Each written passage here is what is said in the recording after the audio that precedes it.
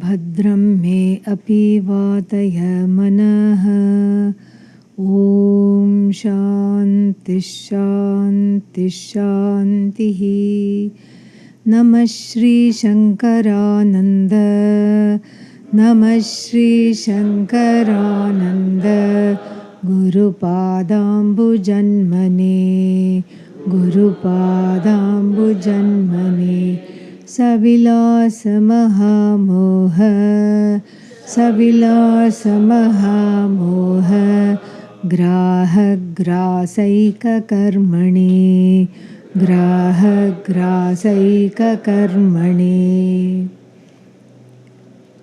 The theatre lamp analogy is further elaborated with the dancer being the mind and the emotions, which are constantly on the move.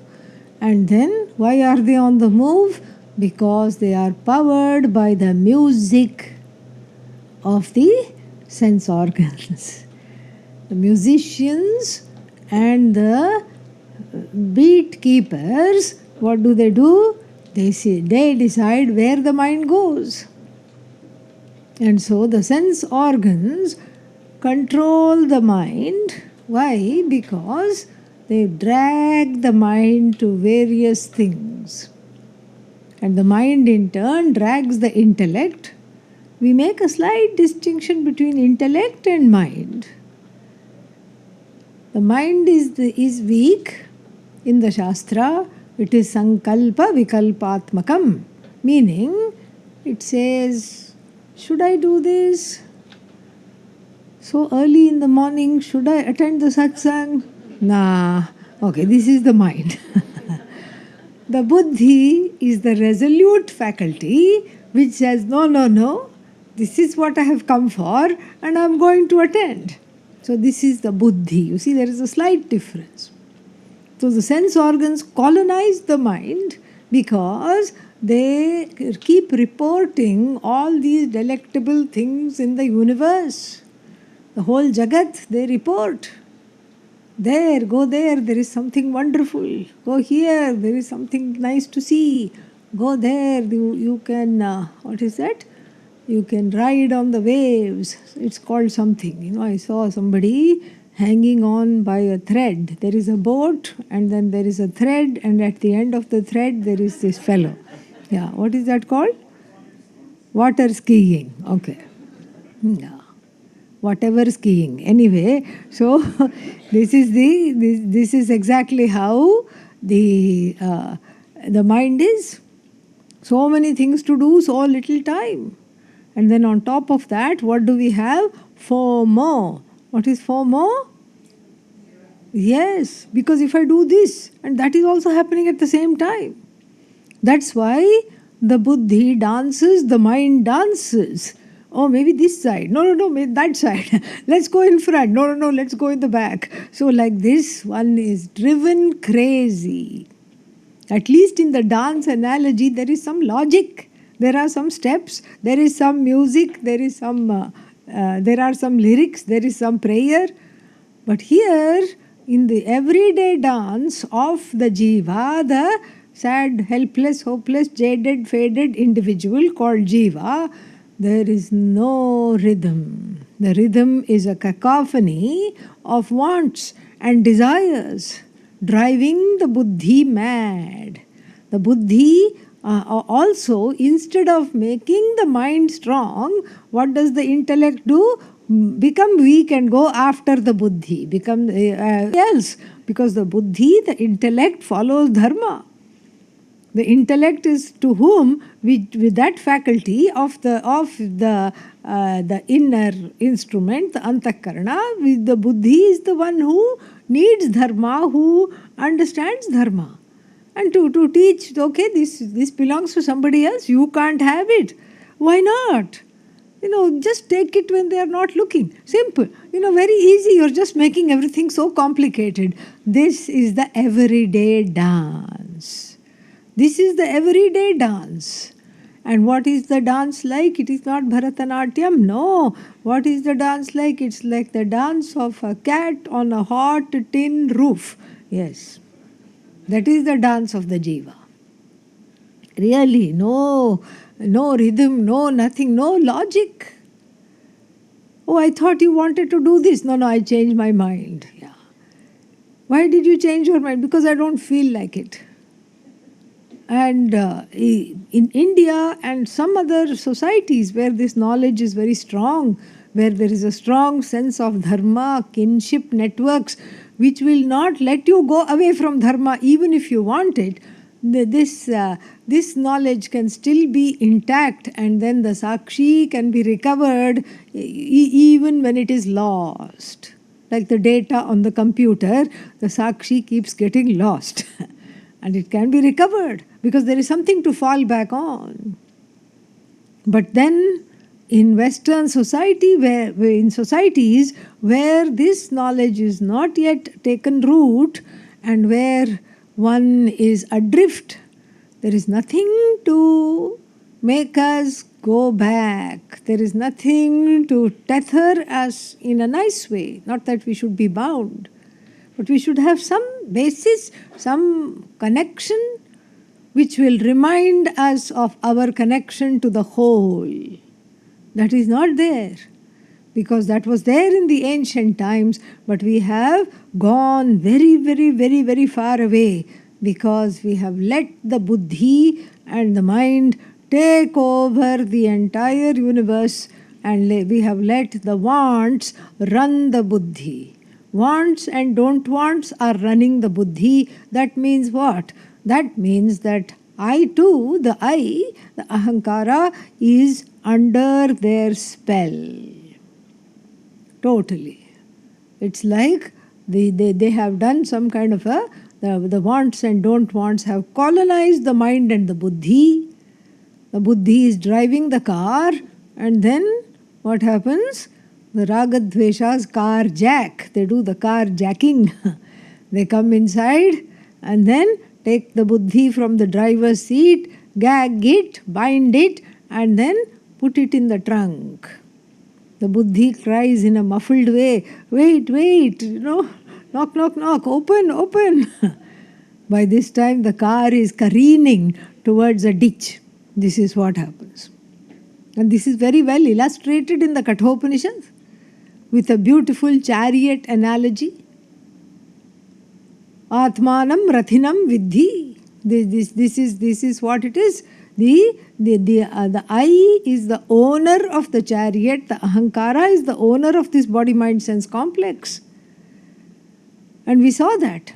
And we saw how this, if the buddhi is not the driver, if the buddhi is instead driven away by the ragadveshas, and the ragadveshas, the strong wants and don't wants, sit in the driver's seat, and it is like DUI, driving under the influence of the ragadveshas. Why? Because the ragadveshas are drunk because they want something very badly. They are intoxicated by the sense objects. Sense objects doesn't mean just some things.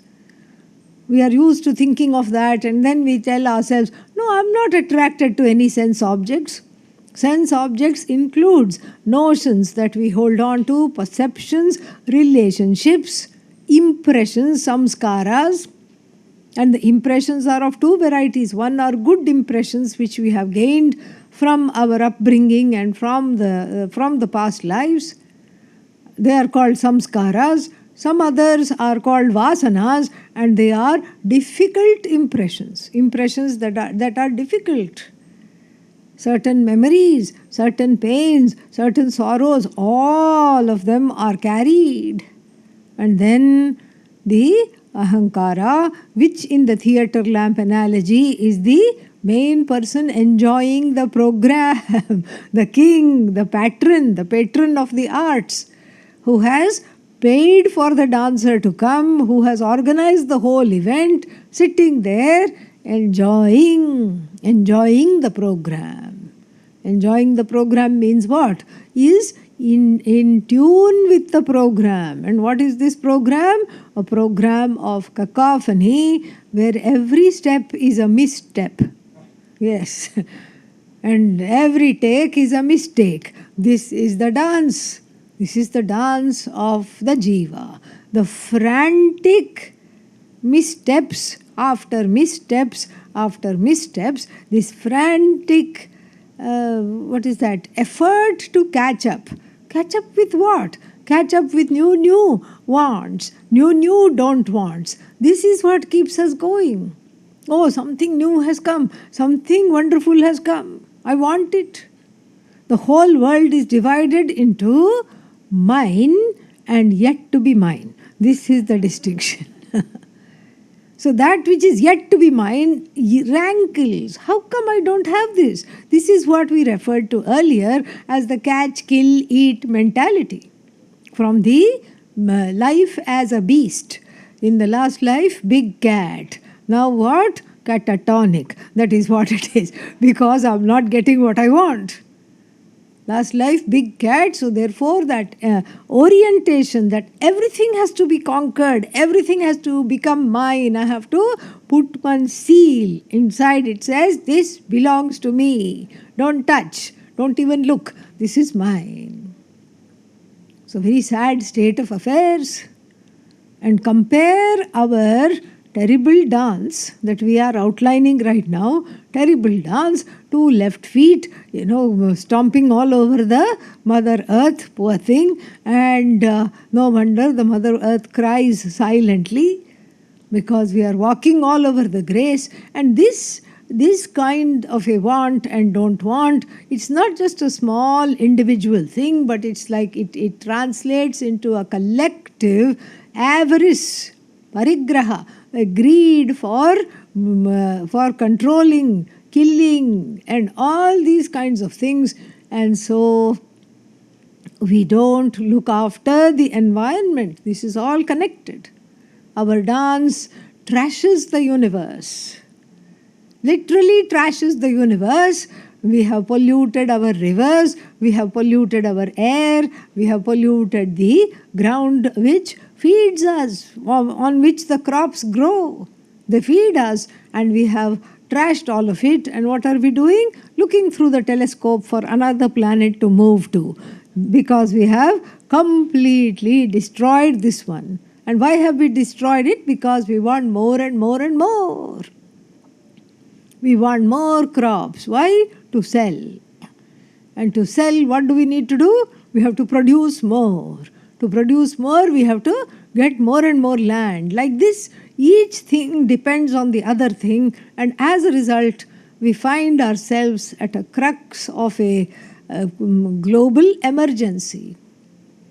It's a dire emergency, it's an environmental emergency, it's a moral emergency, it's also a mental emergency. This is what it is. We are at a crux because we have come so far, we don't know how to retrace the steps back. And this is something which is important because it is connected to our daily lives. The family life is in shambles. The daily life is in shambles, and everybody is like the 9 planets not looking at one another. If you go to a temple, there are these 9 planets there, and then you circumambulate all the 9 planets, and then each of the planets, the way they are established, the way they are consecrated is that each planet should not look at the other. Because that is the problem in the individual horoscope. The Shani, we should call it horoscope, okay? Yeah.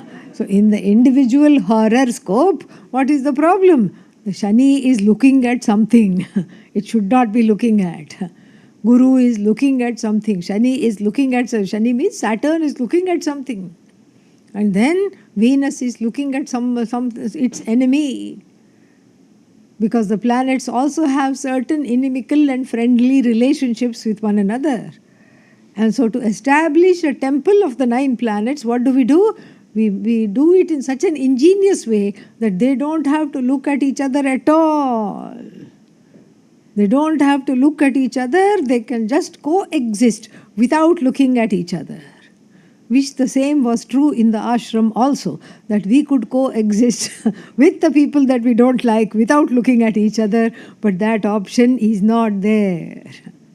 Why? Because the ashram is the place to retrace the steps back from this place of not just forgetting the steps, but coming up with our own missteps and daring to call it a performance, daring to call it a dance, daring to call it Jiva Yatra, a journey of the Jiva. And then how to come back? I don't know the steps. How to come back?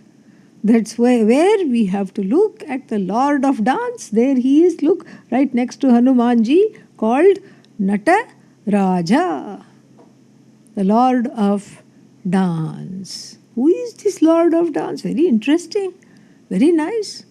The Lord of Dance is Shiva in the form of the cosmic creator.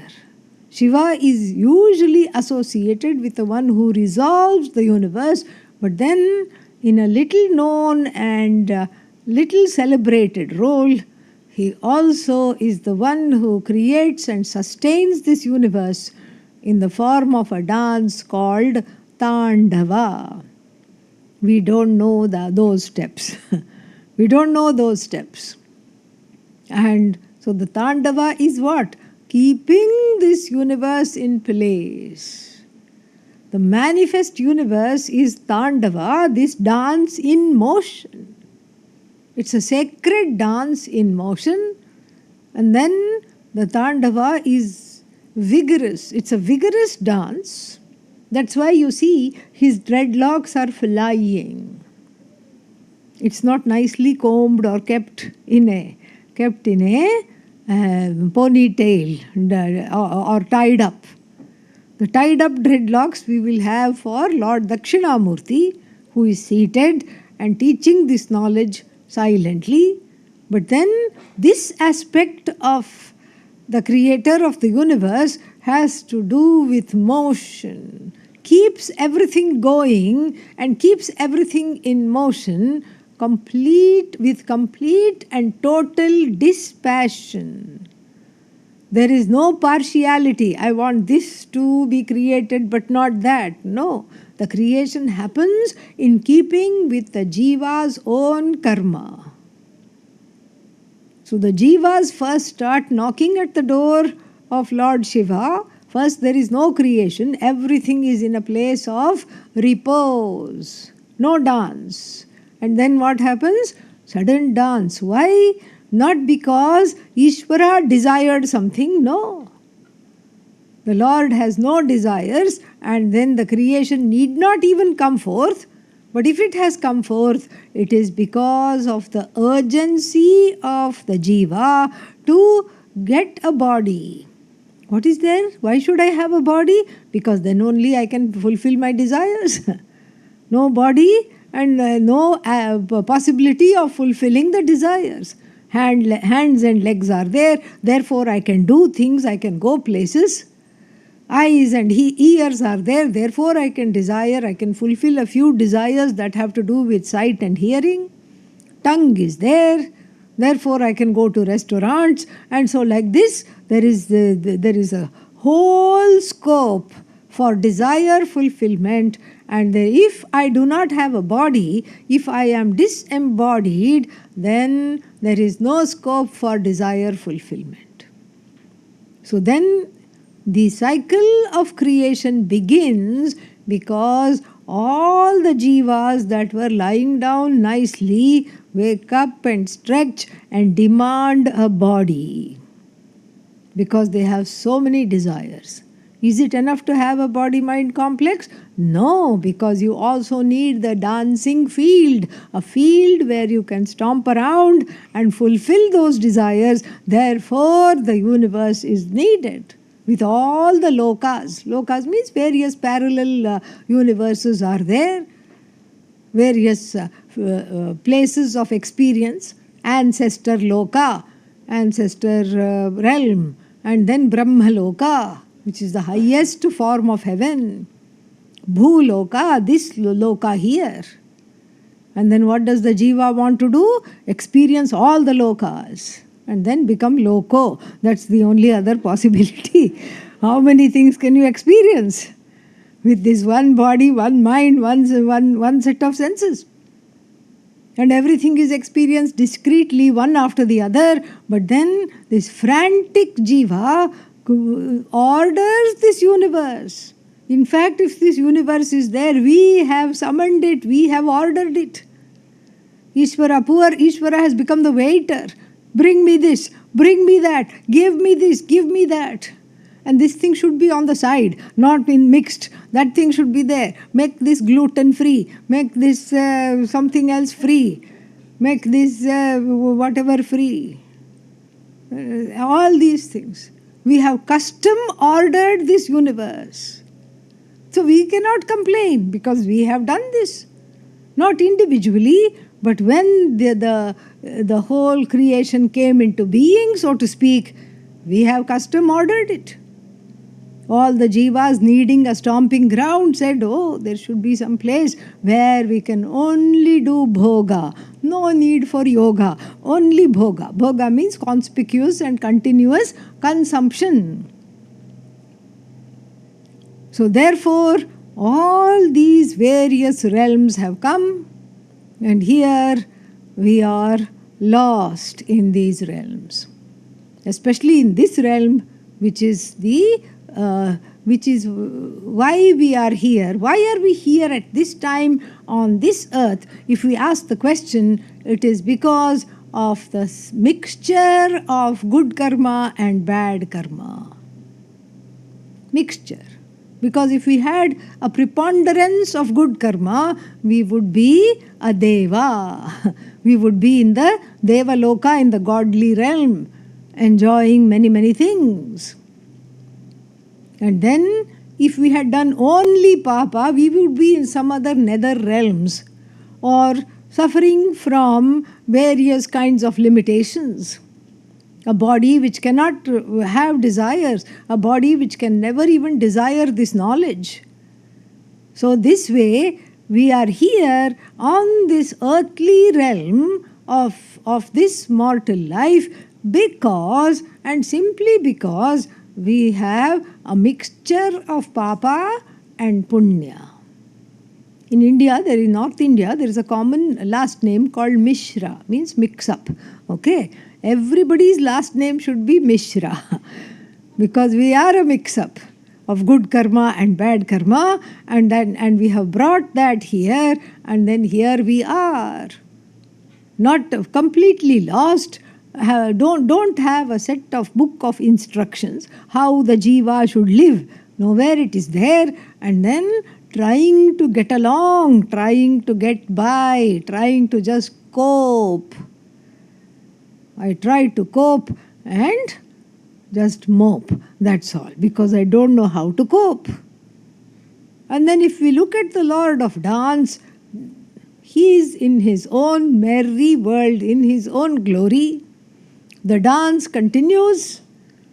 The universe is keeping on expanding. The dance is there as long as the universe is there. And then what? I don't know the steps. I have to retrace the steps back. But then what have I done in the meantime? In the meantime, I have created a parallel, so to speak, dance.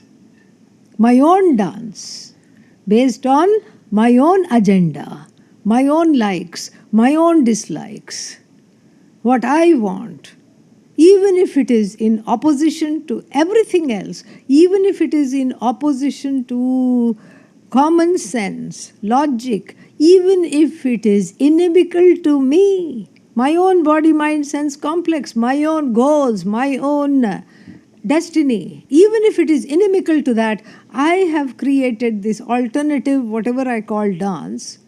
I say, you do what you want. This is a big world. I do what I want. I have my own steps. You have your own steps. You have weird steps. My steps are better than yours. Yes. This is the problem. This is exactly the problem because each step is a misstep.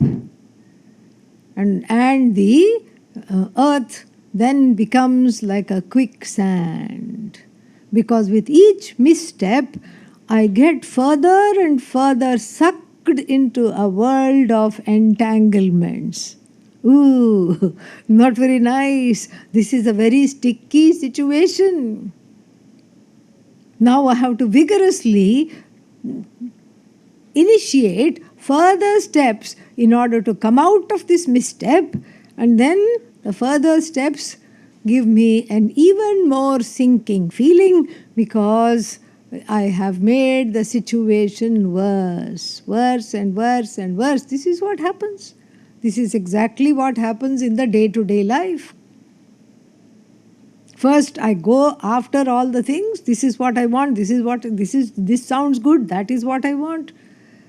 And then afterwards, oh no, what am I going to do with all this? How to be?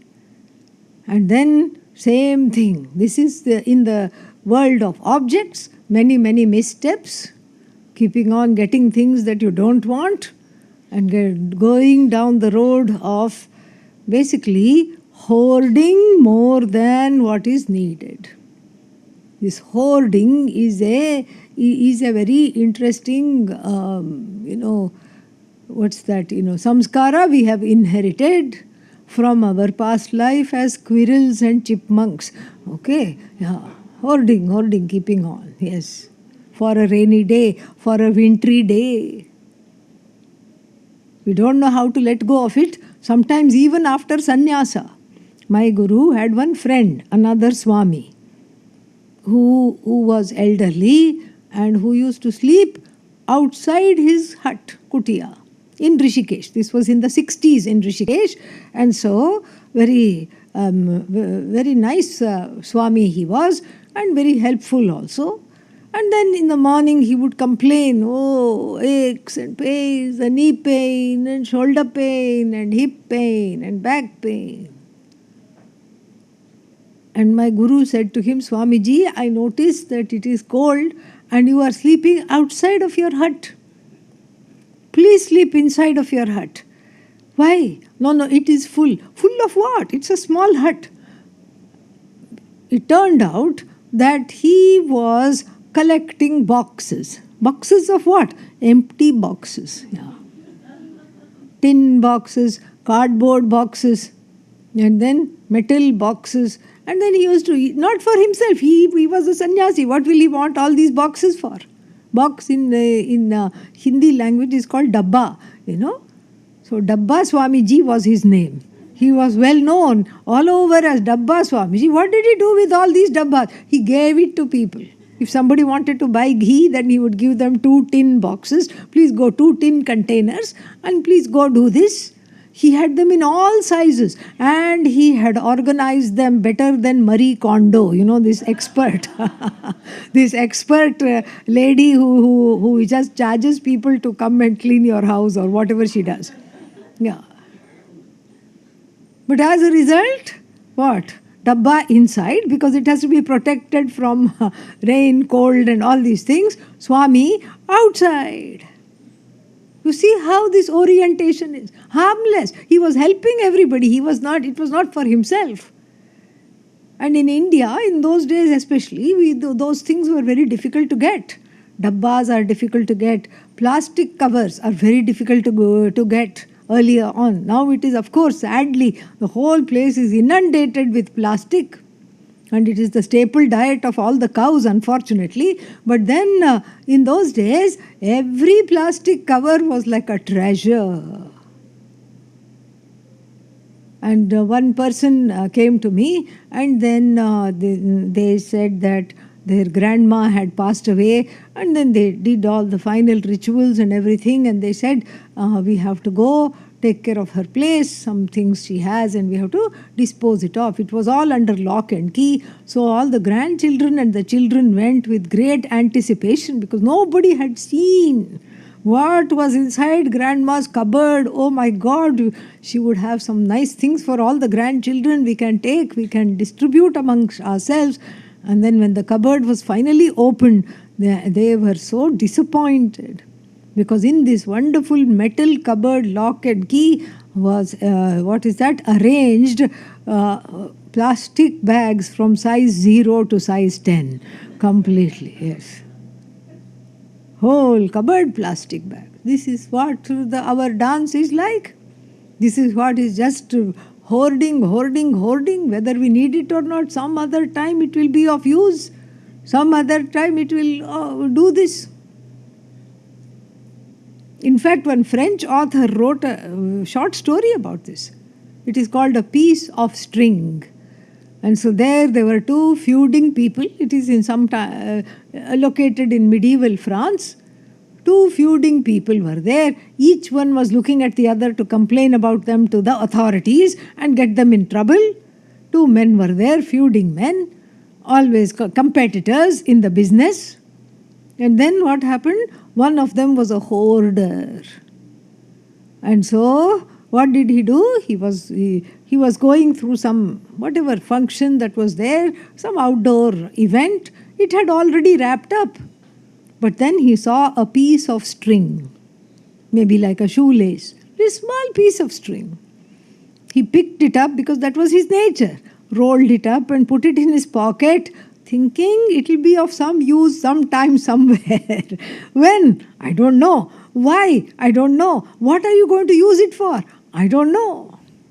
This string is too thick to floss your teeth, so that's not for that. What are you going to use it for? It's too short to tie a goat or a cow to the shed. What are you going to use it for? I don't know, but maybe it looks like a good piece of string. Let me wrap it up and let me take it.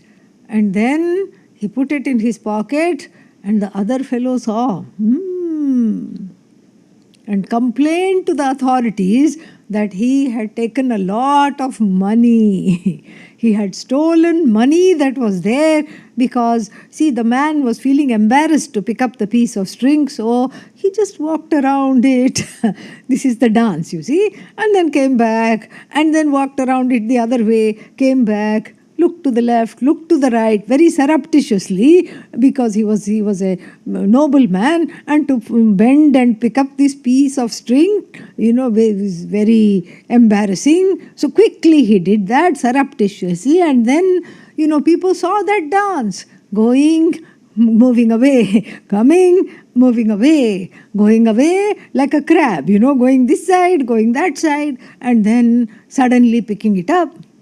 And so then he complained to the authorities. Look, in those days no CCTV camera, but enough witnesses were there. They all spoke against him. And then he lost the court case. They took him to court, had a trial, and then all because of one piece of string. A piece of string, he was in jail, strung out. This is the situation.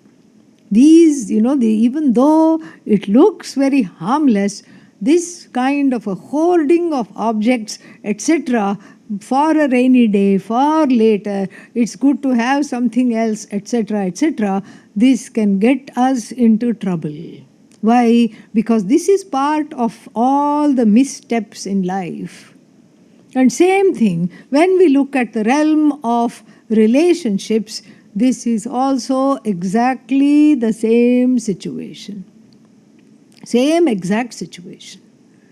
The premise with regard to the missteps pertaining to the objects is the same as the premise with regard to how one enters various relationships.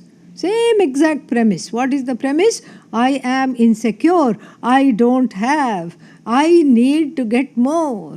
I need to have more love, more sense of connection, more people to appreciate me, more people to validate me. Who is thinking? One person is thinking.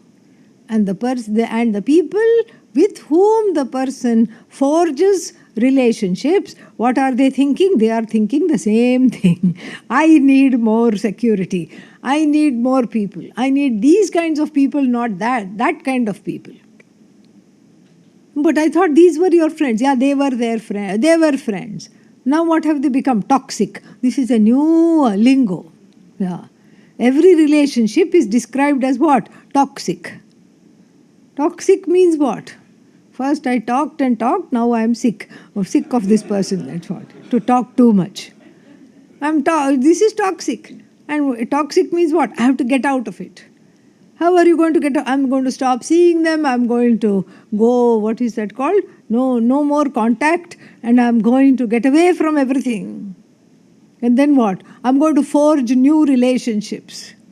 And then in the beginning, it dazzles, just like a new broom. It is functional. It sweeps nicely. And then after that, what? Toxic.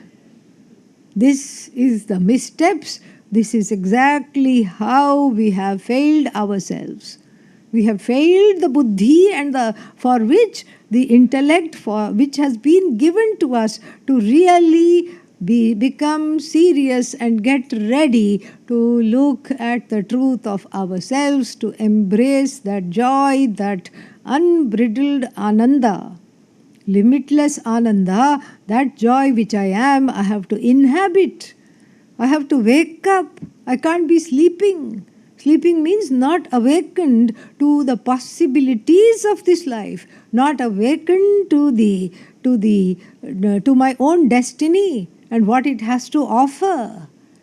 So therefore, retracing of the steps is necessary. That is part one of coming out of this horrible dance in which I am caught and exhausted, and then being in tandem with the steps of the Lord, Nataraja, is the second thing that we will discuss in the coming sessions.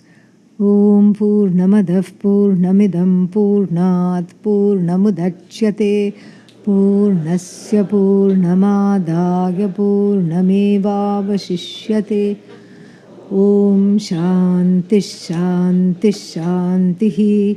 Harihi Om Shri Gurubhyo Namaha. Harihi Om.